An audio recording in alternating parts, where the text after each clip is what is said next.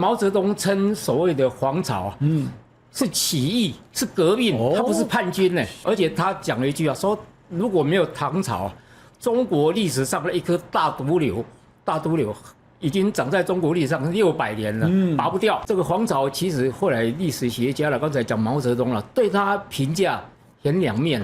一个是第一个，他不该杀胡商无辜，所以你这个人有点丧尽天良。第二个是滥杀无辜，对长安血洗长安叫洗尘8万，但是这2件事再加上《旧唐书》写说他围困陈州的时候吃人，《旧唐书》写得非常清楚，几句话吧：贼服人而死，就这些反贼啊，抓人来吃，服人而死，日杀数千，如果是2000人，那就是60万；如果3000人，就是90万，吃掉90万的人。他还写得很清楚，他说贼有冲魔在啊，这个像春天那个春，那个叫冲魔在，把人剁碎了以后，合骨而死。但破绽也在这边，人你如果要合骨的，还有内脏呢，还有头发呢，还有指甲呢，那些怎么吃？各位朋友，请支持我们的团队制作优质的影片，我们需要你的力量。如果你喜欢这个频道，请按赞、分享、订阅。你的每一则留言，你每一个分享，每一个抖内，对我们来讲都是最大的力量。我们也诚挚的邀请你成为我们的会员。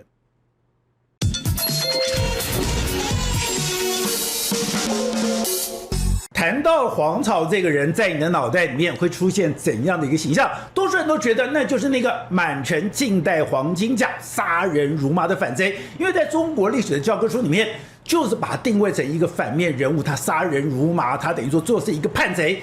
但是现在很多的翻案文章，现在很多的考究就会慢慢发现，他居然是中国历史里面一个非常关键的人物，因为黄巢的出现，才让中国的社会更公平。虽然在唐朝开始开科举试，开始有了科举，我开始要注意我的社会流动，我要在社会的底层选拔人才，我要选拔人才，注意的是你个人的品德，你个人的能力，你个人的所谓的操守。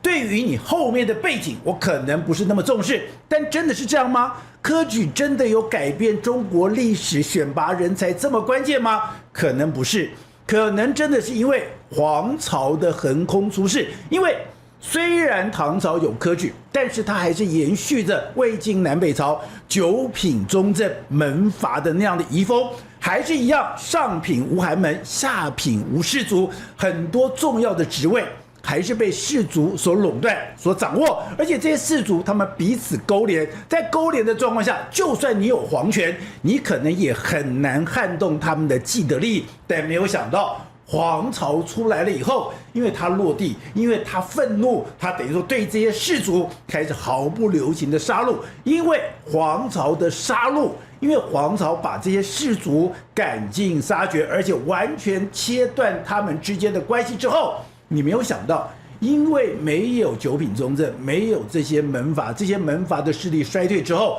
中国才开始五代十国，到了宋朝才开始真的开科取士，有了一个更公平的中国。所以，如果没有黄巢的话，中国会是一个更阶级严明的社会吗？虽然不可能像印度那样子的，有婆罗门那样子的一个所谓的种姓制度，但如果没有黄巢，中国的现代可能跟现在大家所认知的完全不一样。那当谈到这样的一个故事，我们也非常高兴的请到我们的好朋友刘灿荣刘社长来跟我们聊一聊。社长你好。宝杰好，大家好。好，社长，我们之前看到一些文章，本来讲到了这个所谓的黄巢，就是负面的嘛。满城尽带黄金甲，就是一个权力欲望非常重的人，杀人如麻的人。可是现在的翻案文章说，搞了半天，中国从魏晋南北朝，在这个九品中正门阀制度，原来这个遗风到了唐朝并没有改变，没有改变的状况下，就算我有科举制度，就算武则天她非常强的科举，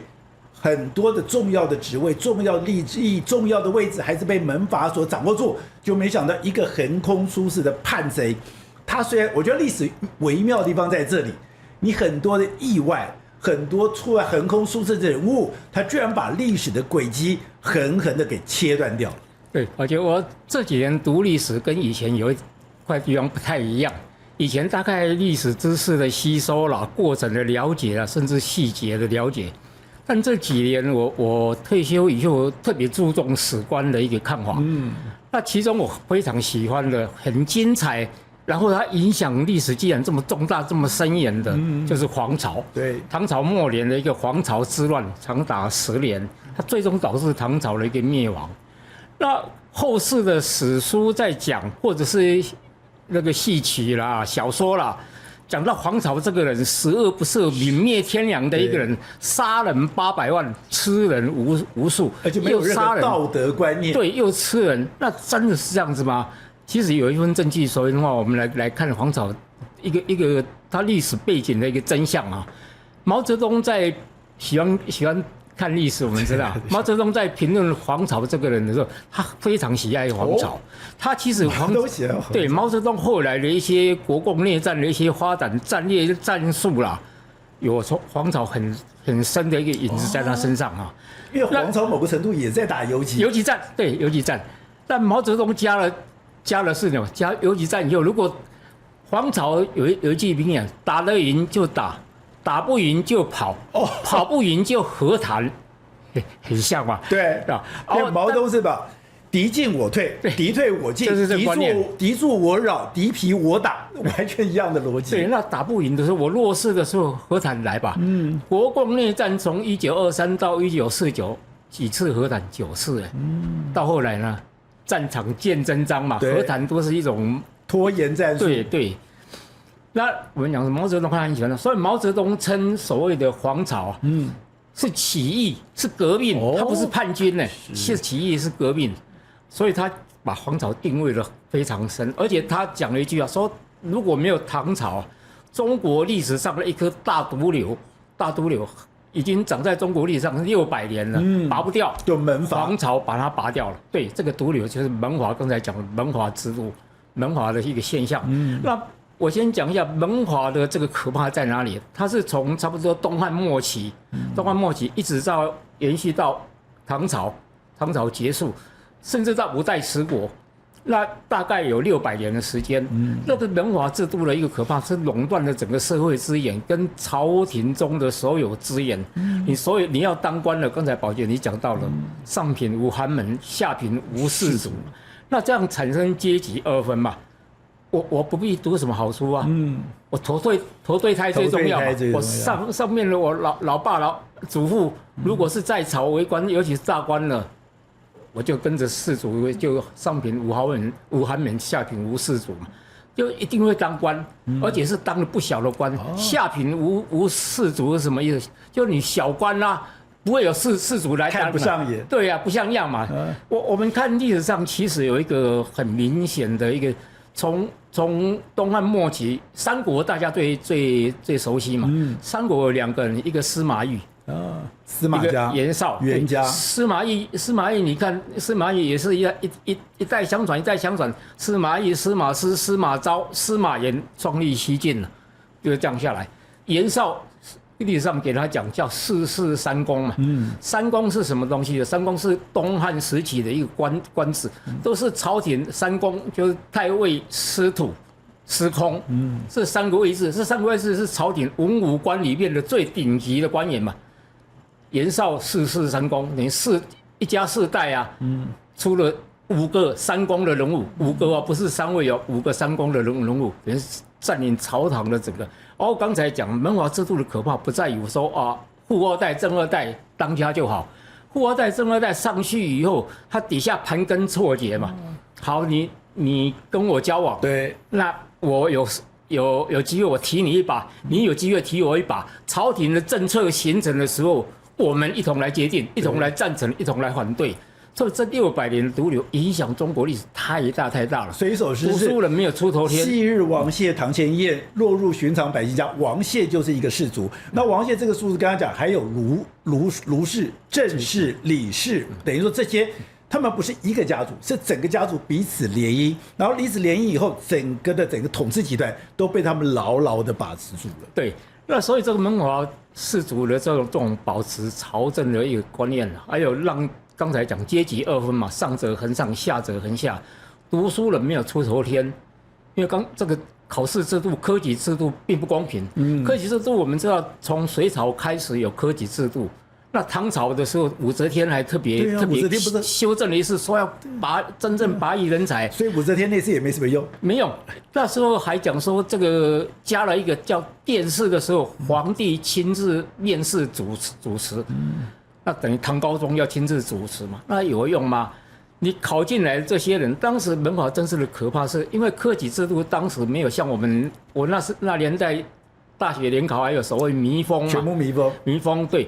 他科举制度没有弥封，没有弥封表示说好，宝杰你来考，你是我亲戚或者你是我别人，拜托一下说这个都会照顾。我考卷上一看刘宝杰，这个自己人，60分我给你变80分，因为以前不是是非题，也不是选择题嘛，申论题主考官的主观意识很强烈啊，我就给你打80分，加60加个20加个30。看主考官的意思，所以这种科举制度不公平，因为它没有弥封，大家找的还是看自己人，希望一招而已吧，过场，就送到皇帝那边，所以有这种情况，那皇帝他就看人，进来，但问题皇帝无得选啊，你送进来就这些人，这些士族之后嘛。那我只好从这边里面挑，所以整个垄断这种朝政的情况相当严重。那读书人呢很厌，我10年寒窗还不如投对他找一个老爸好。对，那这样的一个情况，所以我们小时候看说中国的历史在唐朝开始有科举，到了这个武则天的时候，这个科举取士还做了一个很大的改革。事实上，对整个社会的结构的撼动其实非常微乎其微，是没有用。所以皇朝的出现了，我一直喜欢皇朝这一块历史是。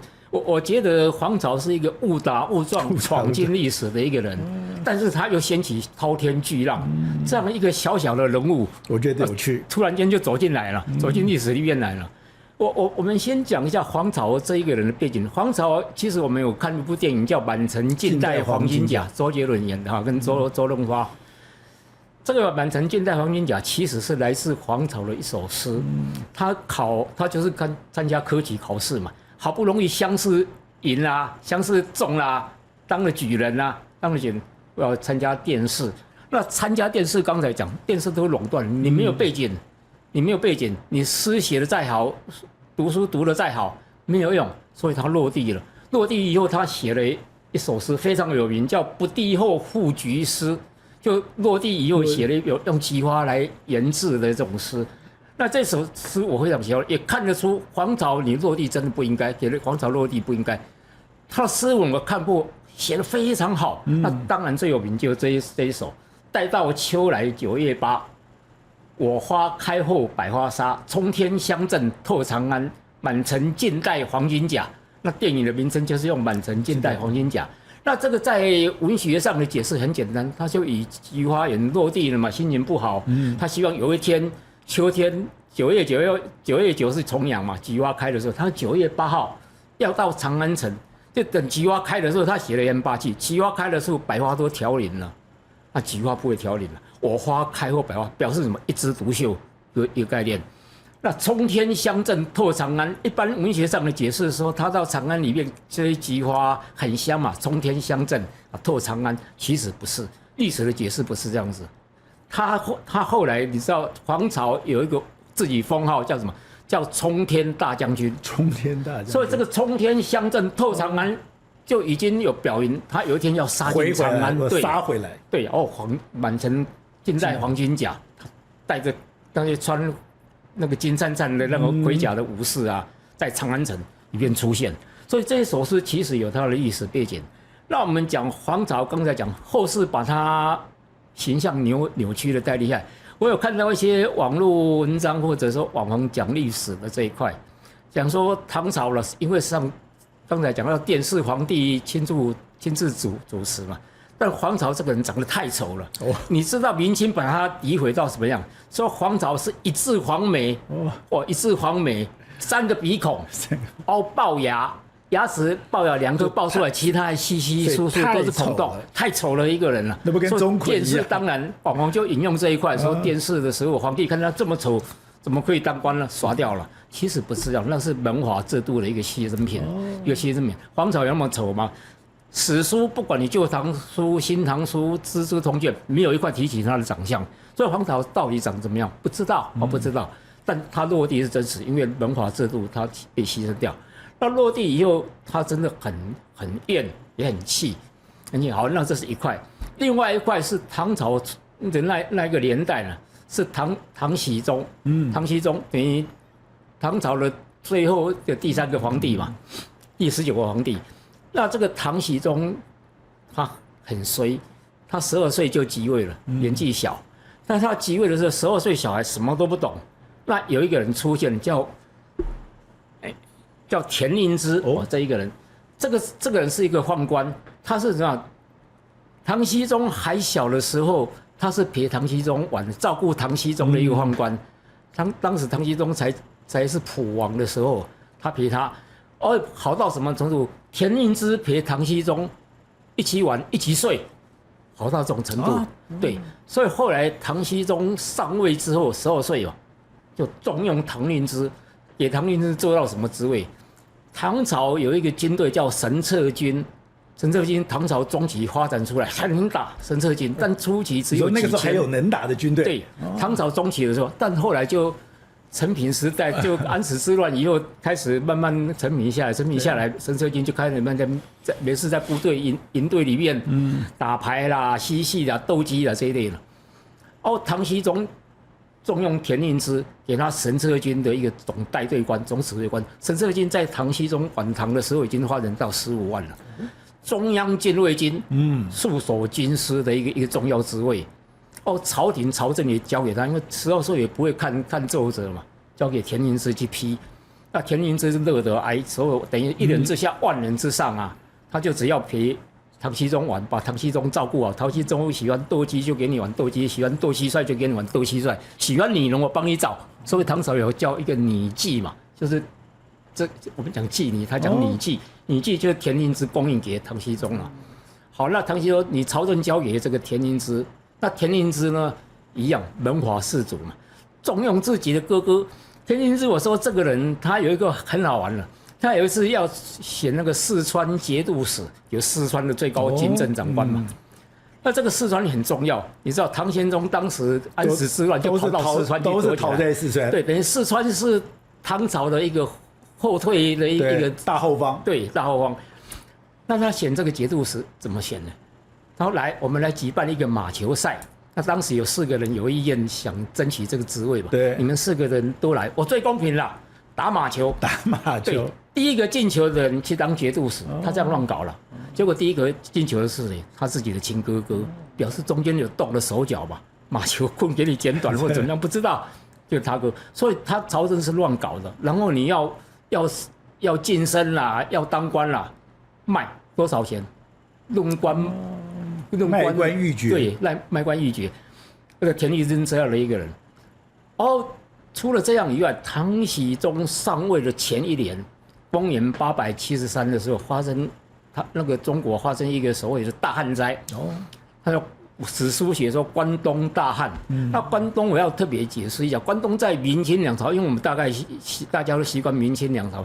关东在明清两朝是讲山海关以东，对，那大概就东北的一块，辽东这一块不大。但在唐朝不是，唐朝的关东这个关指的是潼关跟函谷关，函谷关跟潼关了，在长安东边而已，等于长安以东的全中国几乎都进入大旱的一个情况。那不就是河南、河北全部都是？全部都是。山东、河南、河北。对，全部都是。那这些旱灾呢？他那个当时有一个翰林学士叫卢须，这个卢须有上一个作者，让你可以看到旱灾多么严重。他写到说，当时百姓呢已经以槐树叶为食，吃槐树的树叶。还有一个叫蓬松草，蓬松草那个根啊，拿起来磨成粉，好像面糊一样啊，吃那种东西，这是一个。第二个，卢须还讲说，我们应该要开仓赈粮。第二个，减税，这时候你不应该说没有收成，怎么缴税呢？但朝廷这个作者到田英之这边压下来了，令不出党中央，我就不给你，他出去也没用，因为唐朝藩镇世界嘛，藩镇各路藩镇。你要我拿钱出来开仓赈粮，你朝廷先拨钱来嘛。那田英之不拨，你一点办法对吧？所以卢须上这种奏折，只能看出当时的惨状，实际上没有用，赋税照抽，徭役照来，所以民心当时就很痛，要思变嘛。事变。然后唐僖宗的第2年来到公元875年，他真的很衰的一个皇帝。刚开始旱灾才刚结束，蝗灾哦，大旱之后必有荒灾，就是蝗灾。那蝗灾的时候，我们可以看得出唐僖宗这个人相当荒唐，真的年幼无知的一个人。当时的金兆尹，就长安的金兆尹，像首都的市长，对，金兆尹上一个奏折说：“皇上安心，皇上是一个圣德之人啊，你有仁德之人，所以上天呢，鼓励你，安慰你，给你一个奖赏。蝗虫飞到长安近郊了，全部撞荆棘而死。”那这个政治谎言讲得多漂亮，但唐僖宗听起来很爽啊！我是一个仁德的皇帝，蝗虫到我这边全部都消灭掉了，还撞荆棘而死，他相信。所以这种政治的谎言讲得漂亮，皇帝都很喜欢听。结果蝗灾又来了一次，结果真的，当时公元875已经民不聊生了，民不聊生。所以黄巢呢，黄巢本来在哪里？他在山东。他卖盐嘛，对不对？卖盐，卖私盐。他是盐商，对，盐商。以前是盐铁公卖嘛，那他卖私盐，很暴利。哦，他在山东。那在荷兰这边有一个叫王先知。哦，王先知是在荷兰的蒲州这边，蒲州跟山东的这个黄巢啊很近，他是在山东潮州，2个地方很近，所以2个人认识。王先知也是卖私盐的，2个。2个人民不聊生啊！我们现在盐也卖不出去，根本没鸡汤加饭啊，让他加盐哈。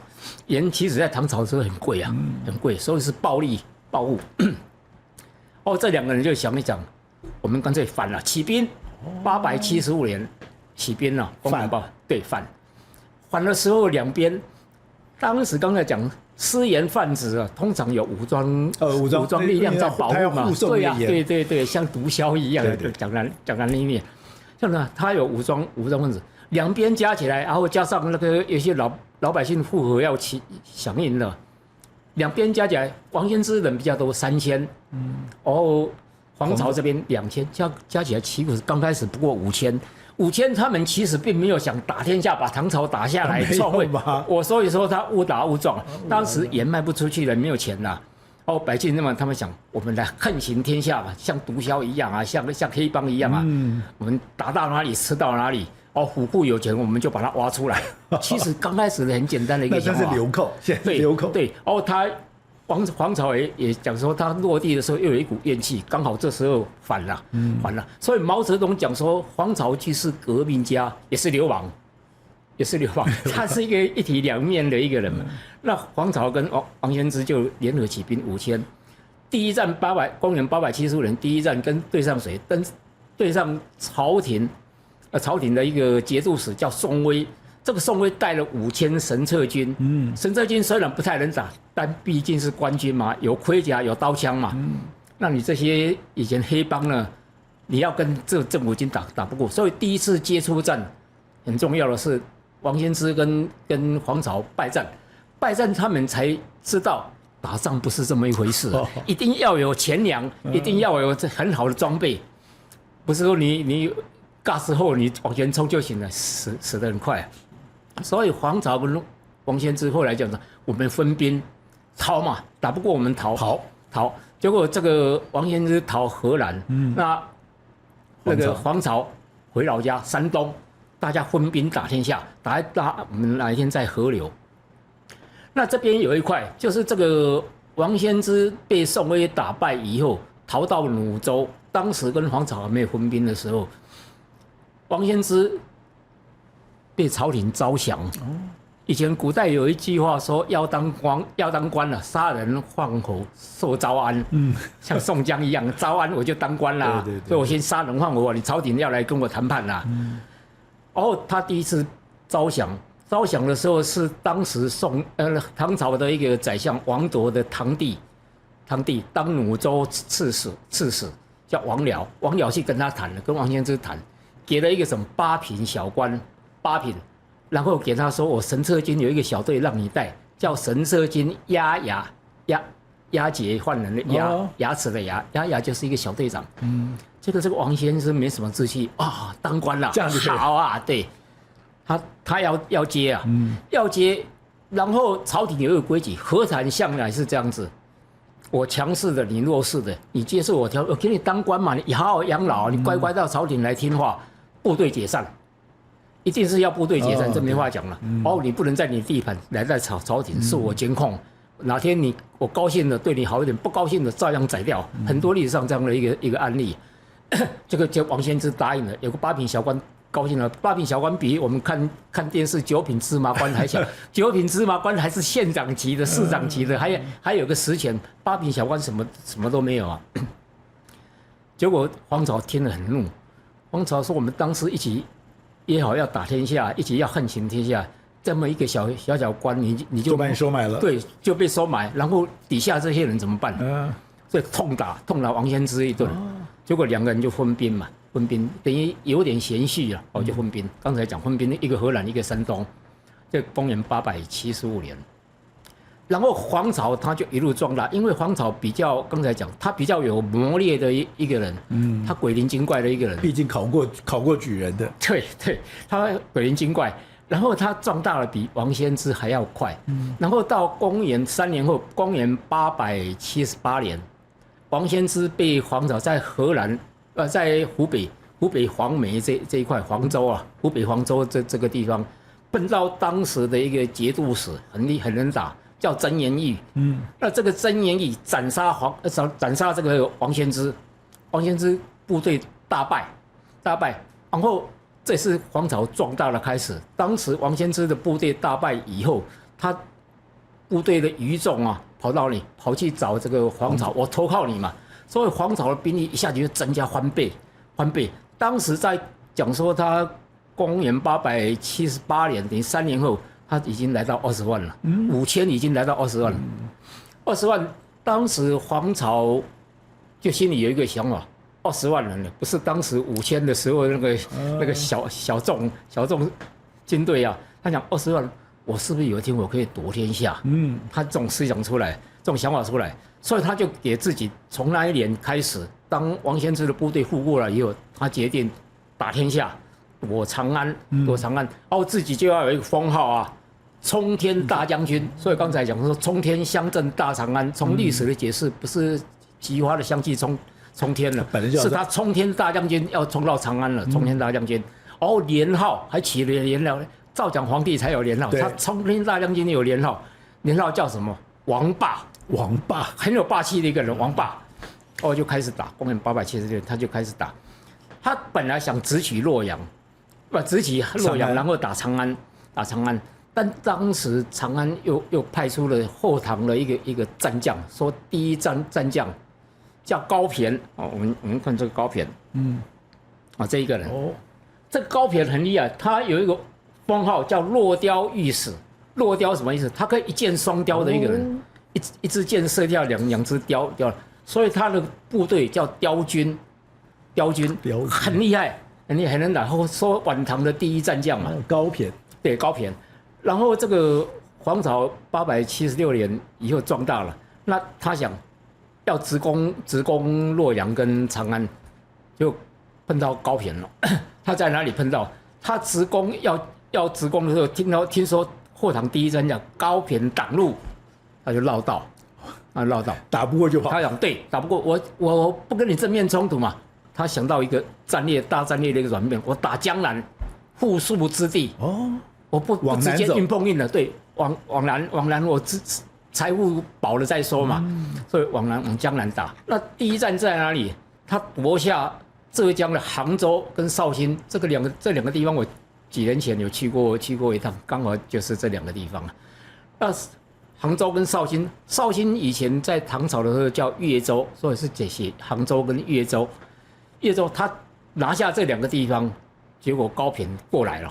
高骈就一路你绕道我就追嘛，就追到浙江杭州跟越州这边。那这高骈手下有2个大将，一个叫张宁，一个叫梁展，分2路进攻这个黄巢。结果黄巢一样碰到高骈后唐第一名将啊，大败，又往南逃。那这个也是一个重要转捩点。他往南逃到哪里？逃哪里？逃到那个先到福建，然后到广州，跑到广州去了。对。这个历史的血案就发生了。他到福建的时候我看过一本书叫《客家源流探究》，客家源流探究里面有写到黄巢的这个状态。他说黄巢其实跟我们历史想象的不一样，他还是不是丧尽天良、泯灭天良的一个人，他还是有爱的一个人，所以帮黄巢等于做了第一个矩阵。说黄巢到福建临化这个地方，有些史书写说。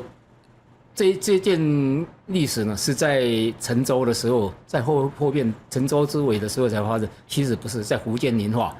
那福建宁化这边，黄巢进来了。他进来，因为很多人被那个朝廷宣传说这是叛军嘛，杀人啦、吃人啦，那有的人要逃啊。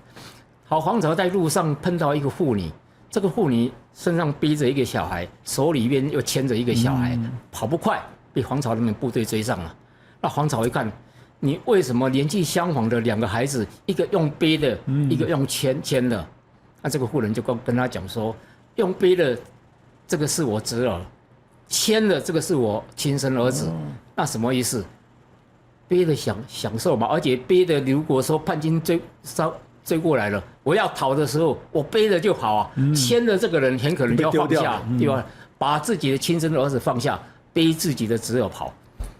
黄巢听到这一块，这个妇人真的很有母爱，跟这个妇人讲说，这是客家习俗的一个由来。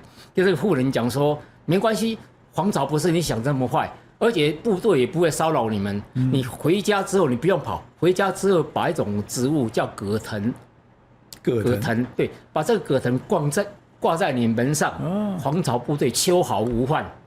所以这个挂葛藤到现在端午节客家还有挂艾草啦、挂菖蒲啦，还有挂葛藤了。这个由来有这个历史渊源，对，叫走黄巢嘛，就让黄巢走开，叫走黄巢。对，所以在福建这一块，我特别提起来，就是说，其实也有一块，你不管他杀人放火怎样，他其实还有一块这种比较人性的，对，比较人性的一面。然后福建完了，才进入所谓广州。那广州其实只抵挡了1天。广州的这个刺史啊，叫李条，打1天投降了。如果你喜欢今天的内容，欢迎你斗内相挺，用一杯咖啡、一杯好茶的心意，支持团队制作更好的精彩内容。而你的超级留言，我都会认真看的。那我们说黄巢有没有杀人？有，他最不能受历史跟后世谅解的一个地方，有一个他的残酷的真相。其实在广州发生。广州以前在唐朝是一个贸易中心。那个时候就是贸易中心。对，有设一个市国司，所有外国商人集中在这边做生意，对，跟唐朝买卖嘛。那当时这边有人讲说到，而且这是一个历史学家讲，这个历史学家不是中国人。是阿拉伯人，阿拉伯人他当时因为来这边做生意，大部分都是阿拉伯啦、印度啦，还有东南亚的这些大食人，所谓波斯啦、伊朗这些。阿拉伯的一个历史学家当时有在广州，叫哈桑，他回去以后写了一本《中国印度见闻录》。见闻录这本书里面就提到说，这个黄巢当时攻入广州的时候。广州富得流油的一个地方，眼睛亮啦！我以后还要攻长安啦，这个地方我不拿，什么时候拿？对，太有钱了。对，那样久了，胡商，因为这是外国人嘛，所以以前叫胡人。胡商就开始杀抢，他真的是下手。那史书记载他写了多少了？12万，胡商12万，这是最低的。对，最高的也是一个外国阿拉伯的历史学家，叫哈萨德。写20万，那无论如何，你不管是12万、20万，都很多。无伤何其无辜，来你这边做生意，被你们杀掉了。所以黄巢这时候真的整个暴发户，有钱了，有钱。但他的第一桶金是去杀广州的，最多的钱再从这边出来，但也是犯了一个历史血案嘛，杀胡商12万或20万。而且影响后世很深远的是，胡商被杀掉以后，影响中国后来对外贸易。到宋朝才慢慢恢复，等100年的时间了。对外贸易完全禁绝，外国人不敢来啊，谁敢来你这种国家？这一段渊源。对，所以影响还蛮大的。他就到杀广州，广州有钱了，可以啦，开始要取到洛阳攻长安了。那你一定要从江南这边打上去嘛。打上去有发生几件比较我觉得很精彩也比较好玩的。那大概是在公元878、79左右了左右。他先攻到湖南长沙，湖南长沙的守将也是一样，湖南长沙是大城啦。我们知道历史经常提到湖南长沙嘛。湖南长沙有10万守军，也是不到一天弃械投降跑掉了。所以你看唐朝那些当时的那些藩镇那些兵啊，平常吃香喝辣。真的要打仗，你朝廷派军来吧，用我的武力我才不要，打溜了，湖南长沙一天，往湖北走，湖北到江陵，江陵谁守的？当时唐朝的宰相王铎亲自坐镇。那王铎我们知道，他历史上很有名，他书法家，他书法有很多后世呢看得到，王铎的行书写得很好，还有他很有名的，最有名的怕老婆，惊某惊到要死。但他老婆在长安，他来镇守湖北江陵，天高皇帝远，他在这边养小三，然后好了，事情来了，当时黄巢不是要攻湖北江陵吗？王铎得到2个战报，一个是什么？黄巢北上，往这边向前来。另一个老婆南来，老婆要来抓奸了，老婆很生气啊。老婆是一个悍妇，又是一个妒妇，你怎么可以在那边养小三呢？所以老婆又带了一堆人马要来兴师问罪。所以他2项战报，一项是金氏的，一项是老婆这边了。所以他讲了一句很有名的话嘛，说黄巢北上，老婆南来，如何是好？问他的部将，他部将更天才，就回了一句话。说两害相权取其轻，投降黄巢吧。老婆比较可怕，黄巢不可怕。他因为这样投降，所以他没有，他后来没有，他后来跑掉了，弃城跑掉了。所以湖北江陵就这样，等于说陷落嘛。那江陵取下以后，就攻湖北襄阳，襄阳重镇啊。所以当时是一个节度使刘继荣，刘继荣守在这边。刘继荣也是很能打的一个人。那后来黄巢在攻襄阳，刚开始其实是两边对峙打，你来我往，我来你往，都这样跑来跑去，打来打去呢。那刘继荣后来想了一个策略，在历史上非常有名。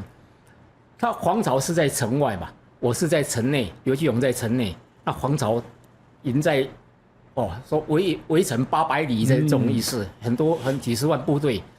然后当时刘继荣就想了一个方法。刘继荣手上有500沙陀兵，沙陀就是以前西突厥的后代，沙陀西北民族很剽悍的，500沙陀军。那有一天早上，黄巢醒来的时候，发现营帐外有500匹战马，很剽悍、很飘肥的那种战马，很高兴啦，打仗就需要战马，骑兵部队嘛，500匹，哇，想天是我的一个良机，给我500匹马。就500匹马就分下去给所有的一些部队队长、分队长、小队长之类的，大家分了500匹。结果后来第2天对战了，刘继荣出城对战。对战的时候，刘继荣诈败，假装败了，逃到一个森林附近了，那黄巢的部队就骑着这500匹战马前锋先追，结果追到这个密林以后，事情来了。这些马到这个树林里面，听到了很响的口哨声，哔哔。这个战马是有训练过，沙陀人训练过，沙陀人知马、养马、驯马，当战马。所以这些战马一听到这个哨声啊，就往主人的方向冲，同一个方向冲。对，那边就设埋伏。你这些队长、副队长跑前面了，500人全部前歼，全部杀掉，用沙陀兵。所以刘继荣这一块，历史上很有名，也可以看出唐朝那种为官的一个心态。当时不是黄巢就败了嘛，败了唐朝又开始逃了，黄巢逃的时候，刘继荣的部属就跟说追杀，干脆一举歼灭。刘继荣讲的以前为官的一句名言说：“刘贼把他留下来，刘贼。”以为日后富贵之资养寇自重。对，就是我放你走，那朝廷才会重用我。我竟然不是靠这个为生了吗？穷寇莫追，养寇自重。对，养寇自重。所以他讲的这一句名言说：“刘杰以为后来的富贵之资。所以这个在唐朝很普遍的这种军阀的思想，我何必杀到底呢？杀到底损兵折将。朝廷对他也讲说，朝廷对你好的时候，有功无赏，怕保未赔，怕保爱赔嘛。有功无就怕保爱赔，朝廷就会这样子啊，我何必呢？而且这些反贼留着，朝廷就必须重用我嘛，我就可以安身立命了。所以他放黄巢走了，这是一个很大的一个转折。那黄巢一走，干脆就直取过长江，直取洛阳，或者杀向洛阳。他这时候洛阳军师震动啊，洛阳是一个大什么人？唐朝的东都。如果一般我们看历史的规则，洛阳陷落大概就是长安了，就是直攻长安，没有第二条路了。那洛阳跟长安中间呢，只有一个潼关天险，天下第一险关可以守。那洛阳也是，洛阳第一天陷落，一天也是一样啊。这个主官跑掉了，之后黄巢来了，不打，跑掉了。洛阳就陷落。洛阳陷落，黄巢进洛阳以后就颁布檄文，讨伐这个唐僖宗。而有他檄文里面有讲到说，我们大军所到之处啊，秋毫无犯。说百姓大家都很喜欢他嘛，秋毫无犯。那时候已经到洛阳的50万大军了，50万大军，然后他就选择在公元879年的年底杀潼关，进长安。他潼关当时只守了3天，潼关当时守兵大概连兵带将大概不到2800左右，但很厉害，天下第一雄关了。他50万大军呢，守了3天。那这3天，在唐朝的军师得到战报了，潼关失陷，不逃来不及了。唐僖宗携他的老祖先唐玄宗跑啊去长安，去四川，在四川。那这边还可以看得出来，唐朝这个，尤其到晚唐的时候是奸佞当道，朝政的纪纲整个败坏。唐僖宗要讨的时候跟唐玄宗不一样，唐玄宗还至少带了一队人马，满朝文武比较重要，全部带去四川避难。唐僖宗不是，他偷跑。自己一个人带着田令之偷跑，皇帝偷跑，对，皇帝偷跑。满朝文武是什么时候知道？第2天皇帝跑了以后上朝，皇帝不来。一问，皇帝跑了，往四川跑了，跟田令之去了，带了一些神策军护卫，就这样跑到四川。那四川刚才开头有讲嘛，四川的节度使，他哥哥，对他哥哥去那边一样，把皇帝伺候的好好的，要女人有女人，要玩有玩，然后。一样像当皇帝一样，所有的仆从侍卫看到皇帝一定要喊一声“皇帝万岁万万岁”，让唐僖宗高兴。长安这边，当时长安在公元879年，其实第一次就陷落了，第一次就打进去了，就满城尽带黄金甲了。对，第一次就打进去了。那打进去以后，其实当时还有几个有良心的节度使，比较忠的节度使。带兵勤王，结果就开始组成联军，攻打长安，要打黄巢。这一战打了大概很快，唐朝立足未稳嘛，但他那个黄巢立足未稳，但他进长安还蛮不错的。他对里面的百姓啊、王公贵族呢，秋毫无犯，真的是做到这样。他第一次进长安的时候，秋毫无犯，对，也没有对士族出手，对，所以大家对他印象还不错。但联军打进来的时候，发生这些老百姓啦、士族啦，迎接唐军。唐军等于站在唐朝这边，而且驱赶黄巢。对，所以黄巢后来很怒嘛，说你们这些人，我待你们不薄。结果真的打仗的时候，你们给我反水跑到对方阵营去了。所以这个情况，黄巢退出这个长安以后，他其实没有跑掉，他这次想还可以打嘛，我有50万大军呐。他在长安东边一个很有名的地方叫坝上，我们以前说古代那个灞桥折流啊，相送的一些在坝上这个地方，陈兵50万，两边对峙，也是打你进我退，我进你退，到公元880年的4月等于打了4个月，第二次进长安，又攻长安，第2次攻进去了。那攻进去以后，黄巢这一次怒了，你们这些王公贵族，我当时对你们他本来以前落地的时候就对这些人很怒嘛，我考不上就是你们这些人害的，然后我进来不练就恶就仇，你们又对我这样子，就开始杀，血洗长安。中国第二次开始血洗长安，对，血洗长安。中国旧唐书里面有记载说，大概在长安杀了这些门阀士族多少了？8万人哦，8万人，所以等于一举把这些门阀士族最主要就在首都嘛，京师长安嘛，几乎杀光了，几乎杀光，所以后来几乎没有什么人才，唐朝后也没有什么人才了，一直影响到五代十国。对，那这些士族杀光了，等于刚才讲880年失业嘛，那个杀光以后，他就在长安待下来，待了3年，到公元883年，2个战将来了，发生2件大事。第一个是他在攻打长安的时候，刚开始讲不是你来我往吗？对，他手下一个大将叫朱温，历史上有名，五代十国第一代皇帝，那他儿子当皇帝嘛，等于他开创了五代十国的第一代。朱温对，梁唐建善州后梁，出了2个人都是五代开国的那个，等于说开创者了，五代的开创者。第一个是后梁开创朱温，朱温是当时在黄巢手下，但他作战不利，被黄巢责骂，他投降那个唐军，所以带了一大部人马过去了。那朱温老实讲，他也不是打败黄巢的最好的一个战将，最好的是一个叫李克用。对，这个李克用，我们看他是一个独眼将军，李克用是什么沙陀了？刚才讲了沙陀军，他们很能打，又有骑兵部队，尤其特别厉害。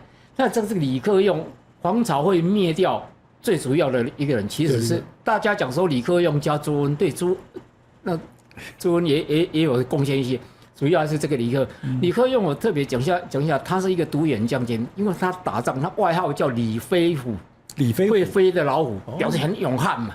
史书写他很勇悍的一个人。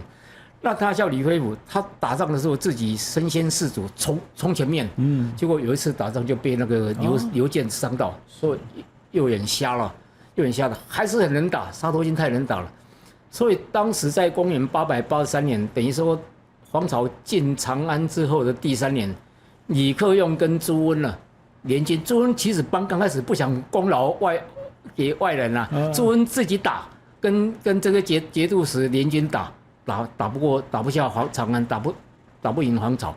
李克用加入，整个局势改观了。太能打了这个人，所以李克用后来跟朱温就联手打进长安，黄巢败了就逃先逃到荷兰这边。荷兰他要逃回山东老巢嘛。那荷兰这边有一个地方叫王满渡，所以产生历史最后的有名的叫王满渡之战。王满渡之战，当时李克用跟朱温的部队啊，在王满渡等于说大败，把黄巢部队几乎是歼灭战，整个歼灭掉了。那黄巢没办法逃回山东。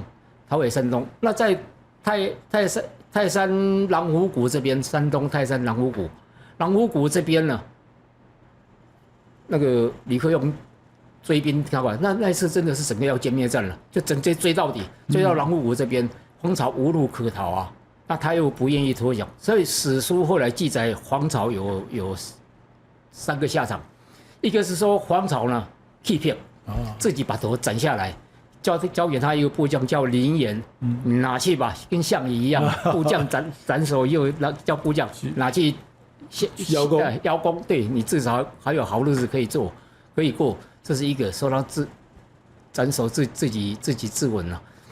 那第二个是说林岩看，这个时候我要投靠唐朝了，把黄巢斩首，还杀了他妻子跟其他总共7个人去邀功，这是第二个说法。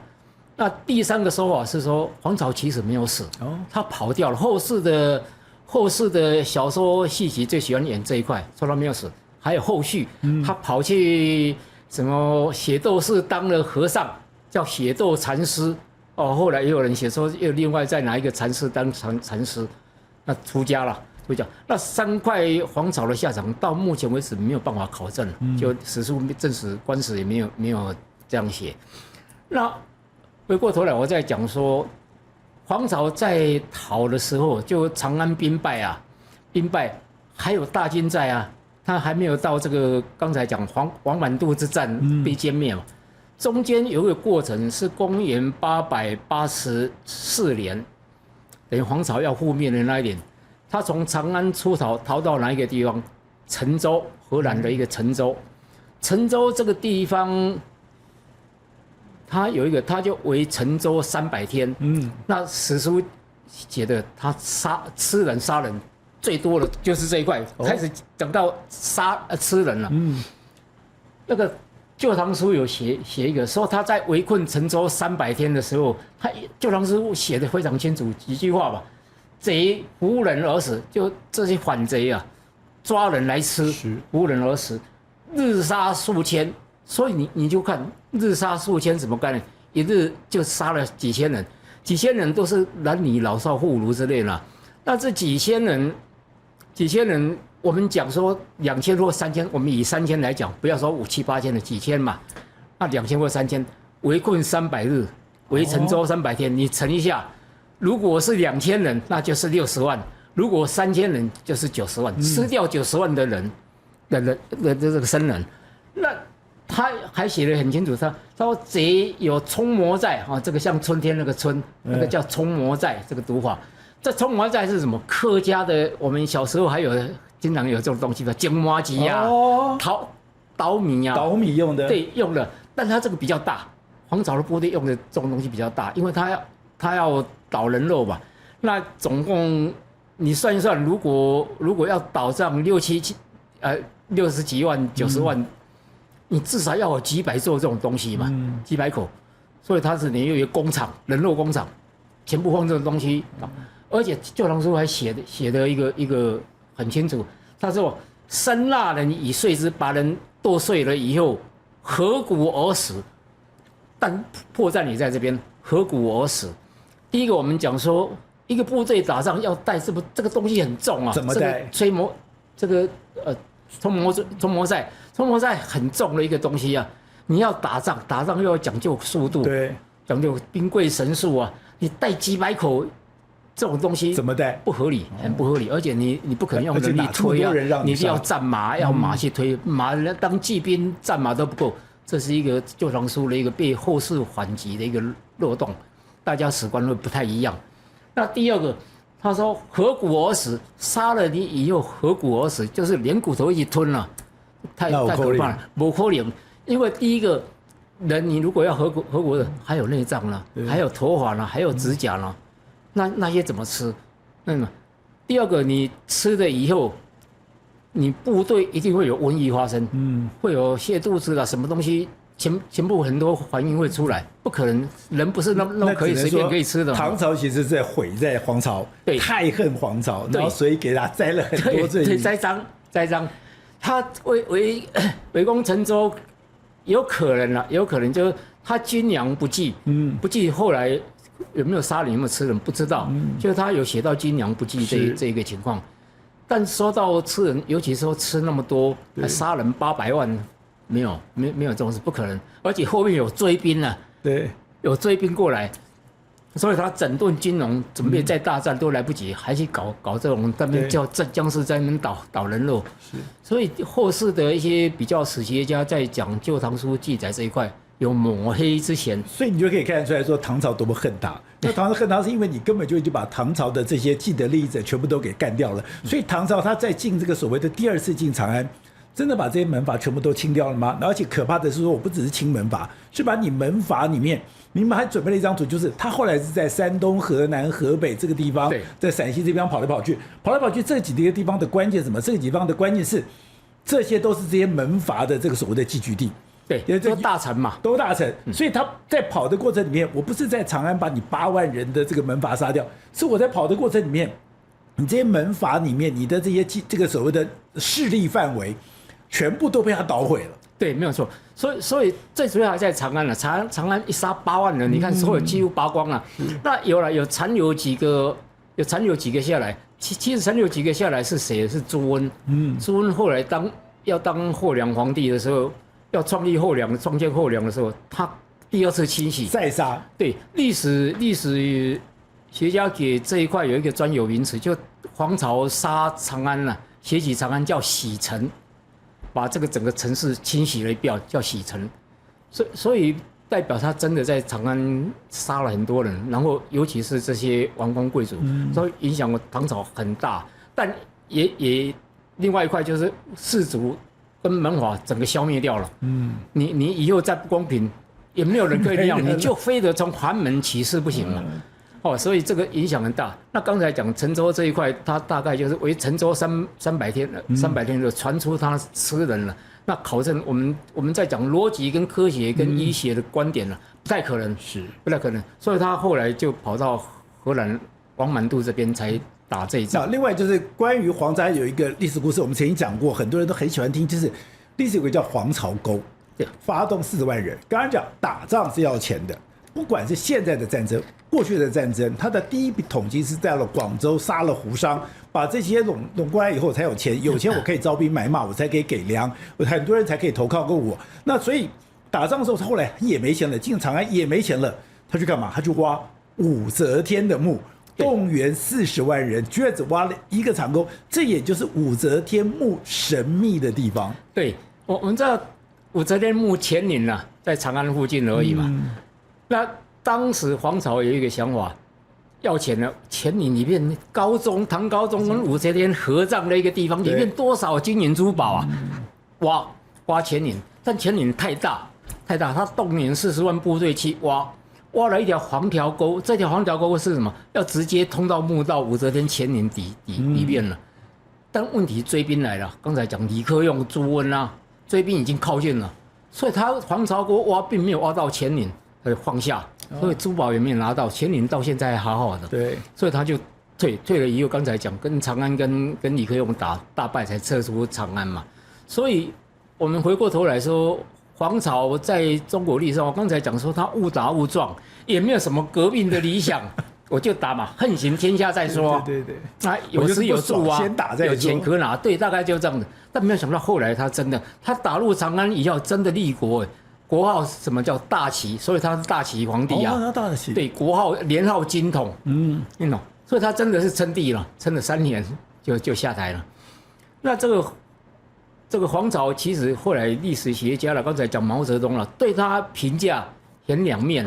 一个是第一个，他不该杀胡商无辜，所以你这个人有点丧尽天良。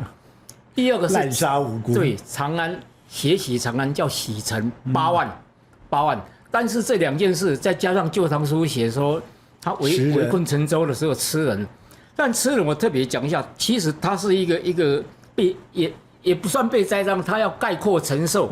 他底下他当时打天下，各路人马来投奔嘛，投奔其中有一支军队叫蔡州军的这个指挥官了，叫秦忠权。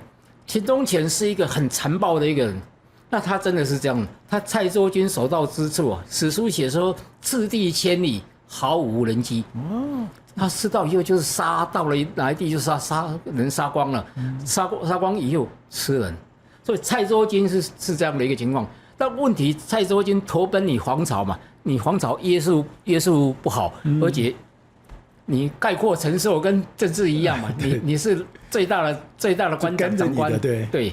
但其实蔡州军跟黄巢也合不来，因为黄巢纪律比较严明。刚才讲蔡州军是这样的一个部队，所以他们一下就分开，没多久就分开了。但问题这笔账，他杀人吃人的账挂在黄巢的身上，这是另外历史比较要有争议的一个地方。这样到底算不算黄巢哈？然后我们讲说他闯进历史，刚才讲他把门阀杀光了。杀光以后，对历史后世最大的一个影响，不是当朝杀光以后我还可以来吧？就是经过5代10国，5代10国是中国最混乱也最恐怖的一个年代，大概72年，在宋朝赵匡胤黄袍加身，把5代10国结束掉。那5代10国里面，刚才讲朱温就是第一个后梁了，创立后梁；第二个李克用把朱温杀掉了，后梁灭掉。要改成后唐，后唐梁唐晋汉周嘛，后唐，所以历史上有一个因果关系，他们讲说这个因果也是一个宿命，也是一个诅咒，梁灭唐，唐灭梁，就你可以用唐这个国号，然后到72年之后，赵匡胤打败这些人，把五代十国消灭掉，因为他立了宋朝，影响很大的是宋朝。你看宋朝为什么赵匡胤一上位杯酒释兵权？因为唐朝藩镇太厉害了，藩镇大家大概头恰呀虽然过气命，然后叛变的叛变，真的要用你们的时候没有人勤王，所以他知道这样的情况不行，所以他改变了一个想法，重文轻武，杯酒释兵权，陪他打仗的全部都回老家吧。我跟你们吃香喝辣了，金银珠宝你们要多少有多少。所以呢，武将全部，所以引起宋朝影响很大，宋朝很文弱吧。强干弱枝。对，强干弱枝，这是第一个。第二个是整个中国的毒瘤被拔掉了。刚才讲士族门阀这种观念呢，600年。对，600年到宋朝刚好600年，东汉到宋朝，宋朝是960年开国嘛。那这个宋朝当时赵匡胤就想，这个黄巢的这个兵变啊，引起五代十国的战乱，最主要来源就是这个门阀制度嘛。那门阀制度就是这个科举，所以改变科举。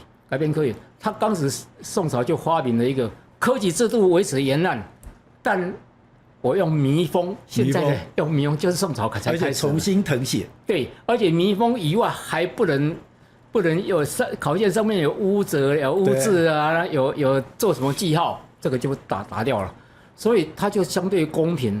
等于说这个门阀制度引起科举的一种改变，到宋朝，那宋朝以后的读书人10年寒窗，至少有一条活路啊，可以活路。所以从宋朝一直到明清2代，这个科举是在慈禧太后要过世的前3年才废掉，所以它延续了将近1000年之久，但后来相对就公平了，就读书人寒门子弟可以，你不会上者恒上，下者恒下。我透过读书，透过努力，我头不对胎，我至少还有一条活路可以跑吧。现在都在南京还维持了一个围场，就是说你要去考试的地方那个围场，他说围场就是一个房间，你吃喝拉撒都在那里面。然后呢，你到那边对吧？不管天气炎热或怎么样，你就是在里面，你也不能出来，反正你需要这边。妙的是什么？当我写好考卷之后，我不是密封吗？密封之后，你的东西要找另外一个人重新誊写。所以说，有的人是说，我可能字迹上面我做一些没有不行，就是我另外一个重新誊写。所以到了刚刚讲的宋朝开始，宋元明清开始，把这个所有的这个科举制度都弄到是非常的严密。我觉得现在看都觉得非常有趣。对，所以后来我们讲，其实毛泽东喜欢黄巢，就是说他打破阶级2分的一个概念，就上跟下没有再让泾渭分明了，中间隔一条大沟，就是说我也可以去朝廷当官了，只要我努力，有机会了，至少我有什么进士可以当啊。你如果乡试结束了，那就是进士考试嘛。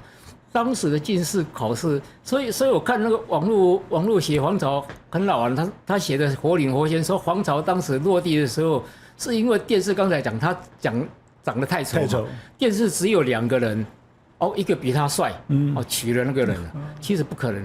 科举制度在进士这一关了，几十个人去考了，几十个人要进殿试，对殿试，然后他才有所谓的3甲嘛，第一甲，第一甲取3名，状元，第1名状元嘛，第2名榜眼，第3名探花，然后第2名是进士出身，就进士嘛，进士出身，那若干名啊，不可能2个人坐在那边，然后第3甲也是若干名，同加了一个字，同进士出身，人家是正牌的，你是仿造的，所以进士出身跟同进士都是几十名的，所以网络有时候在写说2个人把黄巢丑化了，要多丑，所以他考不到进士，这也是假的。那这种科举到后来慈禧废掉之前，其实相对公平的，所以毛泽东很称许这一块，说这个黄巢他是无心革命，但无心插柳成荫，他没有革命的这种所谓精神或者理想，但是他达成革命的目的。很多革命者还达不到这种目的，他革命的目的把中国那个600年的这种门阀事实的毒瘤拔掉，把世界后来的中国历史啊，创造一个更公平合理的一个世界。所以这就是历史迷人的地方。历史好像有一个非常明显的轨迹，有一个等于说黄河九曲终必东流，有一个轨迹脉络，但是又有一些横空出世的人，他又改变了这样的一个趋势。所以黄巢我们在历史上，他就是一个反贼，就是一个满城尽带黄金甲、杀人如麻的人，而且不把人命当人的人。可是没想到，因为他的存在，把中国600年的这个门阀毒瘤给消灭掉。非常谢谢社长，我们希望下次再好好聊一聊。谢谢。各位宝洁朋友圈的朋友，大家好。您对我们的支持，还有您对我们的指教，其实我们都会认真的阅读，因为您的每字每句都是我们自己反省，我们要自我检讨，甚至我们未来怎么去调整方向的一个关键的因素。所以，我们就刚刚讲到的，就是你现在的这些留言有什么留言，那我们可以怎么样子来的跟观众来进行回答。淑娟说：“支持宝洁集团队，你们是最优秀的。”非常谢谢您的肯定。当时讲说，我们的节目其实还有很多改进的地方，那这种改进也是我们每天都在做的工作。听后85R他说，政府部门主管机关应该管理一下，坚决不让中共产品进来台湾。我觉得应该这样讲，就是现在大家觉得很难思考，是说我们知道现在有很多的网购，现在很多的网购居然是有很多的中国的网购是这样直接进来。那你如果说没有任何的管制，现在很多国家都有管制，我也不理解说为什么我们台湾在这方面没有管制。你没有管制，第一个你的品质，第二个你是对台湾的商业、对台湾的产业会不会有伤害，这都是政府应该面对的问题。Rookwood 0222他说，天佑台湾，感谢宝洁，一起保护台湾，台湾人加油。当我们希望说，在台湾这块土地里面，我们真的好好的守护，好好的来保护这个国家。Karen 说，感谢宝洁哥制作这么好的节目。其实能够做这样的节目，其实是我觉得那是一种福分，那是一种福报，我们会非常珍惜。喂20110他说，他看了郑习会那一集，他说只有我觉得郑丽文尖嘴猴腮，面露凶相吗？对于郑丽文是不是尖嘴猴腮，我们不予置评。立刻他看了川普无视习近平警告的那一集，他说中国与和平水火不容，要改成这样子比较通顺。也就是说，中国跟和平水火不容。其实今天要追求和平的其实是台湾，我们从来没有挑衅过对方。好，刚刚讲到的，我们非常认真的在做我们的一个工作。其实我们刚刚讲到，我从以前我其实没有任何政党，那我也不去标榜这个东西，我只告诉你说，我们现在在这块土地里面，我在民进党跑那么久的时候，我学会一句话：相信台湾，相信人民，相信台湾，相信人民，这是我做这个节目里面最中心的思想。